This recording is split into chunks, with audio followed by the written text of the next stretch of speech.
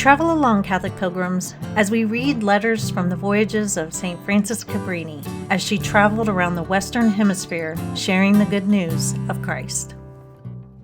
Welcome, Catholic pilgrims. We have a long reading today filled with all kinds of good information and descriptions. Even though it's a longer reading, I think you are really going to enjoy hearing about Mother being in Peru. Since it will take more time to get through, let's go ahead and get started by turning to page 158. Always late, we arrive at Callao only on the 22nd. I rose at 4 o'clock, and at 5:15 I called Mother Chiara to get up in the hope of going ashore at 6 a.m. and then taking the train for Lima, where I wanted to satisfy my desire of receiving Holy Communion at the Sepulchre of St. Rose. But very soon our hopes vanished, for at 7:30 none of the customs officers had arrived, and no boats were allowed to come near the steamer under penalty of a heavy fine. They came at last, but what was our surprise to learn that there was no train to Lima until 9 a.m. I didn't know what to do. Mother Chiara had fought long enough at the sea, and it was impossible for her to remain fasting much longer.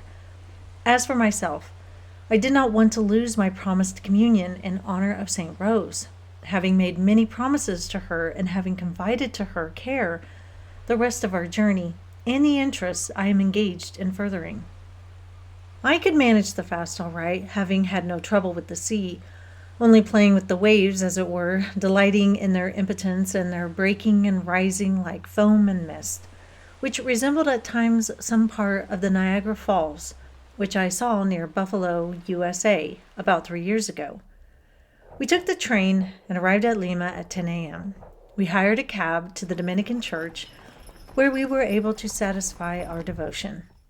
On the altar where I received Holy Communion, there was a statue of the infant Jesus with his arms extended, bearing a celestial smile on his face of extraordinary beauty. He seemed to gaze on me and to say, "It is here I have waited to favor thee, through the merits of my beloved Rosa, whom you have come to honor." The look of this infant, so real, penetrated the very depths of my soul, and such was the comfort I felt that I forgot all about my fast, as well as all other human wants, so much so that I found I hadn't even taken as much as a sip of coffee, and it was 1 p.m. If it is thus Jesus rewards a little sacrifice, what will he not do for souls who are really faithful to him? But let us return to the Dominican Basilica, where, after Holy Communion, the Reverend Father showed us the different altars, especially the one where St. Rose's head is venerated. The saint's head is enclosed in a silver urn placed above another urn which contains the ashes of Blessed Martin de Porres. The altars are all adorned with big statues, some of which are truly beautiful. The saints are so realistically represented in life size that one would almost think they could speak, but amongst the statues are some which are dressed according to the taste of the individual who honored these saints, but which does not tend to enhance devotion. When the statues are adorned with taste, and especially when the colors correspond as far as possible with the natural features of the saints, then the faithful show them more love and devotion. Otherwise, they do not appeal to them. On leaving the church, we saw many women placing their finger on a leaden seal at the mouth of a leaden pipe, which was enclosed in a column where the holy water font is placed. With the finger in that position, they prayed with great fervor. I asked them why they did so, and a woman, surprised at our astonishment, answered, "But do you not know that this is an authentic seal from Rome, and that by placing your finger on it and saying an Our Father, you relieve a soul from purgatory?" Not to surprise them more, I also touched the seal with my finger and then said a Pater Noster for the holy souls. To tell the truth, I never heard of such a devotion in Rome. But we were not satisfied with venerating only the head of St. Rose, so the guide told us to go to St. Rosa de los Padres, where we would find the rest of the relics. We went in the direction shown us, and presently, in the place pointed out to us, we found a beautiful new church, very devotional and well kept. The good sacristan showed us the relics of the saint, which are distributed amongst the different altars. In one of the chapels, there was a large crucifix and glass case where we found the remains of the saint. The crucifix is the one she used herself. At the two sides of the altar, there are two glass cases, each containing an arm of the saint. On another altar, we saw the cross of wood on which, prostrate on the floor, she used to pray, and to which she used to tie herself in order to imitate her Savior, her spouse, when she was not undergoing other crucifixions, those of the Spirit, which are better, real crucifixions in the strictest sense, which serve so well to purify souls and unite them intimately with their beloved. From such crucifixions, this beloved of the crucified of whom I speak had much to suffer. On another altar, we saw the discipline and the instruments of her penance, while in a frame is placed a letter written by the saint herself. On the same altar was a picture of Our Lady with the divine infant of rare beauty in her arms. This picture captivates the soul simply by looking at it. It is believed that the picture represents the infant who gave the mystical ring of marriage to St. Rose, and to whom the saint always had recourse for advice before beginning any new enterprise. The sacristan then took us to the spot where stood the saint's house, which is beside the sacred edifice we had visited. It is a large piece of ground whereon are laid the foundations of a large church bearing the form of a Latin cross. When the large, beautiful, and strong colonnades had almost reached the cornice, a terrible rebellion broke out and threw the whole city of Lima into confusion. The religious were ill-treated, many being sent into exile, and their convents destroyed. Since that unfortunate episode, there has been no thought of continuing the magnificent work already begun.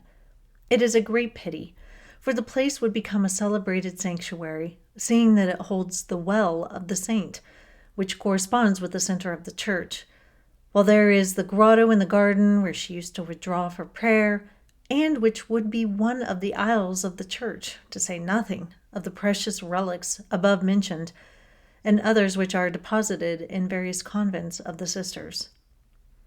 Having satisfied our devotion towards the saint, we went to visit the Apostolic Nuncio, Monsignor Macchi, who received us very kindly and gave us a very kind letter of recommendation to the superintendent of the South American Company, asking that he might let us have tickets at reduced fares, for which reason I had called on him. We spoke of our voyage, and he gave us instructions to visit certain places for the purpose of transacting business matters connected with our missions. He knows all the coast, as far as Valparaiso, very well, having traveled in this very steamer to pay a return visit to Monsignor Casanova, Archbishop of Santiago.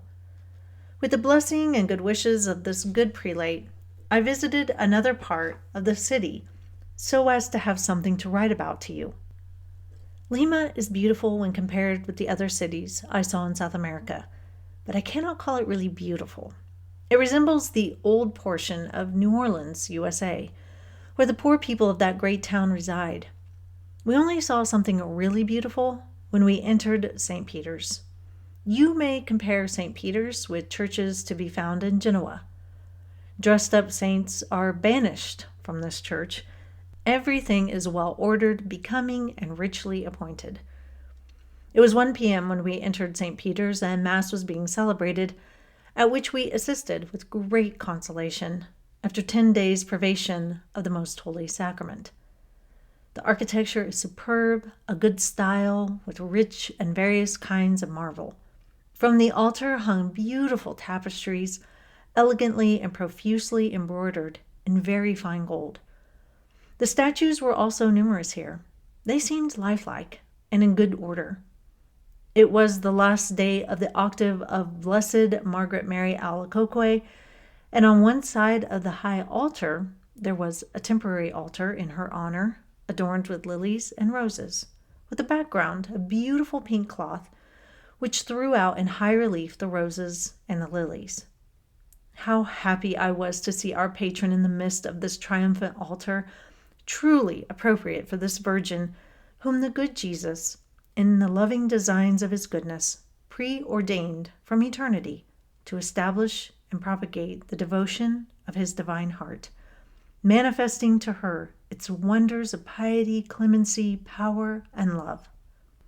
This dear virgin, worthy daughter of St. Francis de Sales, corresponded with such rare fidelity with the designs of her celestial spouse, and worked with such ardent and generous zeal to fulfill her vocation, that both heaven and earth were moved to admiration. Words are inadequate to express how much she suffered and worked to diffuse such a rare and salutary devotion, for the demon, who knew the incomparable advantages that she would bring to the peoples of every nation, worked against our dear Virgin Protectress with such satanic violence that, to human understanding, it seemed impossible to conquer and overcome his attacks. But truly loving and faithful souls are not discouraged, and it was thus with our Blessed Margaret. She knew that the work she was destined to establish came from heaven. Her courage and confidence did not waver. Entirely abandoning herself like a strong and true missionary to the loving piety of her beloved Jesus, coupled with the industry of an enlightened and generous charity, she knew how to triumph over all obstacles, meriting thus to see, before she died, this divine heart known, loved, and glorified by a large number of devout souls. As a recompense for so much generosity of action, Blessed Margaret Mary now contemplates in heaven the beauty of the divine heart. She enjoys peace, happiness, and sovereign delights, and can at every instant talk to him unveiled, implore and obtain great graces, and she will certainly implore them for you if you honor her, but especially if you imitate her. She will comfort you with her most powerful intercession. She herself carries your ardent prayers to the throne of God, and as a reward for your zeal, she will place you all in the loving heart of Jesus and obtain for you the grace to live that same life, which is all humility, all meekness, all obedience, all sacrifice, all love. At St. Peter's, we met the Jesuit fathers who told me to visit the Ladies of the Sacred Heart, where we could get some refreshments. They have a government school, a lovely house close to St. Peter's. Many years ago, before the Great Rebellion destroyed everything, this house belonged to the Jesuits, being a celebrated college and novitiate.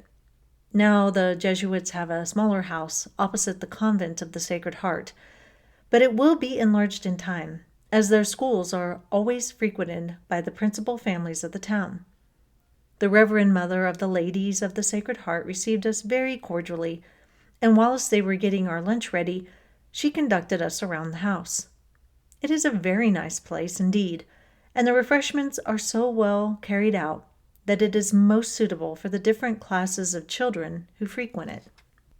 The good sisters wanted us to stay overnight, but I could not do so, having some business to attend to at Callao concerning our voyage. I wanted to visit the cathedral, but they dissuaded me from doing so, as it is ugly within and without, the exterior having been ruined by the cannon fire that was directed against it. This will surprise you, but I can explain the fact at once. One of the first acts of these revolutionaries is always to attack the cathedral of a town, and the first of the two hostile parties who gains possession of the cathedral is considered the victor. Perhaps their intentions are good, for those are declared the victors who have the good fortune to secure the sanctuary for themselves. But we cannot deny that they deface God's temple and destroy the most beautiful monuments. They say adelantados mucho, which means very enlightened, but to tell the truth, their customs and manners are those of the Aboriginal Indians. I like the custom of having Holy Mass at 1 p.m. This is done daily in all the churches, at which many men and women assist with a truly edifying devotion. There is a society in Lima which defrays the expenses of these late masses. We returned to Callao towards evening. Our steamer had already reached the docks, so there was no necessity to take a small boat to go on board. Both officers and crew were glad to see us again, inquired how we liked Lima, and how our trip went off. The next day, the captain introduced us to the superintendent, Mr. Kinney of Callao, and succeeded so well with the English company that he obtained a 33% reduction for us. We, who could not expect more, were quite satisfied, but not so the good captain, who said that as soon as we reached Valparaiso, he would go to the general agency and get us a 50% reduction, as he admired our life of sacrifice, for which he said we deserved every consideration. Callao is a very important port. It has a very nice large dock to receive the steamers, which is only opened and accessible when the steamers arrive. Thank you for taking the time to listen to Mother's words today, Catholic Pilgrims. I hope you enjoyed hearing all of what she had to say. Come back tomorrow to hear about all the ports that she's going to, but until then, live the faith boldly and travel well.